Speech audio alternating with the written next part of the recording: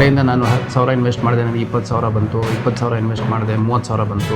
ಈ ಥರ ಸುಳ್ಳು ಮಾಹಿತಿಯನ್ನು ಒಂದು ತಂಡದ ರೀತಿಯಲ್ಲಿ ಫ್ರಾಡ್ ಗ್ರೂಪ್ಸ್ಗಳನ್ನ ಮಾಡಿಕೊಂಡು ಇನ್ವೆಸ್ಟ್ಮೆಂಟ್ಗಳಿಗೆ ಆಹ್ವಾನ ನೀಡುವಂಥದ್ದು. ಮತ್ತು ತಾವು ಇನ್ವೆಸ್ಟ್ಮೆಂಟ್ ಮಾಡಿದ ತಕ್ಷಣ 1 ವಾರ 2 ದಿನ 3 ದಿನದಲ್ಲಿ ಇಷ್ಟೊಂದು ಪ್ರಾಫಿಟ್ ಬಂತು ಅನ್ನೋ ರೀತಿ, ಆ ದುಡ್ಡನ್ನು ಶೇರ್ ಮಾರ್ಕೆಟ್ ಸೇರಿದಂತೆ ಬೇರೆ ಬೇರೆ ಲಿಸ್ಟೆಡ್ ಕಂಪ್ನಿಗಳಲ್ಲಿ ಇನ್ವೆಸ್ಟ್ ಮಾಡಿದ್ವಿ ಅನ್ನೋ ರೀತಿ ನಿಮಗೆ ಸುಳ್ಳು ಮಾಹಿತಿಯನ್ನು ಕೊಟ್ಬಿಟ್ಟು ತಮ್ಮ ಹಣವನ್ನು ದೋಚುವಂಥ ವ್ಯವಸ್ಥಿತವಾದ ತಂಡಗಳು ಭಾರತದ ಬೇರೆ ಬೇರೆ ಭಾಗಗಳಲ್ಲಿ ಇದ್ದಾವೆ.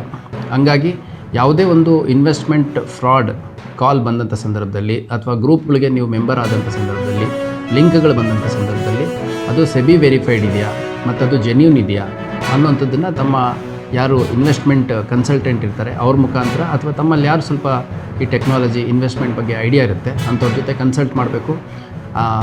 ಆ ನಂತರನೇ ಇನ್ವೆಸ್ಟ್ ಮಾಡಬೇಕು ಅನ್ನೋಂಥದ್ದು ನನ್ನ ಮನವಿ.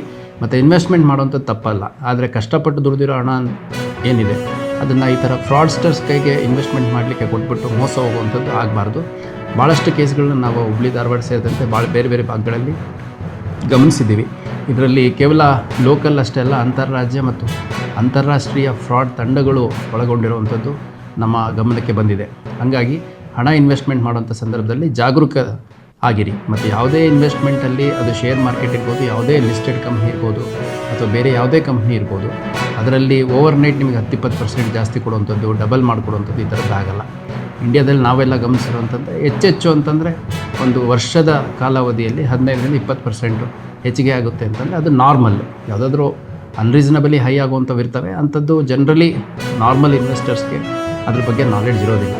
ಹಾಗಾಗಿ ಯಾರು ಯುವಜನತೆ ಮುಖ್ಯವಾಗಿ, ಅದ್ರ ಜೊತೆಗೆ ಯಾರು ಮನೇಲಿದ್ದು ಇನ್ವೆಸ್ಟ್ ಮಾಡುವಂಥ ಮಹಿಳೆಯರಿದ್ದೀರಿ, ಪುರುಷರಿದ್ದೀರಿ, ನಿವೃತ್ತಿ ಹೊಂದಿರೋರಿದ್ದೀರಿ, ತಮ್ಮ ಹಣವನ್ನು ಅತ್ಯಂತ ಜಾಗರೂಕತೆಯಿಂದ ಇನ್ವೆಸ್ಟ್ಮೆಂಟ್ ಮಾಡಬೇಕು. ಯಾವುದೇ ರೀತಿ ಫೇಕ್ ಕಾಲ್, ಫೇಕ್ ಲಿಂಕ್, ಫೇಕ್ ವಾಟ್ಸಪ್ ಮತ್ತು ಇನ್ಸ್ಟಾಗ್ರಾಮ್ ಗ್ರೂಪ್ಗಳಲ್ಲಿ ತಾವು ತಮ್ಮ ಇಚ್ಛೆ ವಿರುದ್ಧ ಮೆಂಬರ್ ಆಗಿಬಿಟ್ಟು ಅದರಲ್ಲಿ ಬರುವಂಥ ಆಕರ್ಷಕ ಹೇಳಿಕೆಗಳನ್ನು ಅಥವಾ ಘೋಷಣೆಗಳನ್ನು ತಾವು ಗಮನಿಸಿ ಅದರಿಂದ ಇನ್ವೆಸ್ಟ್ಮೆಂಟ್ ಮಾಡಿಬಿಟ್ಟು ತಮ್ಮ ಹಣ ಕಳ್ಕೋಬಾರ್ದು ಅಂತ ಈ ಮೂಲಕ ಎಲ್ಲರಿಗೂ ಕಳಕಳಿಯಿಂದ ಕೇಳ್ಕೊತಾರೆ.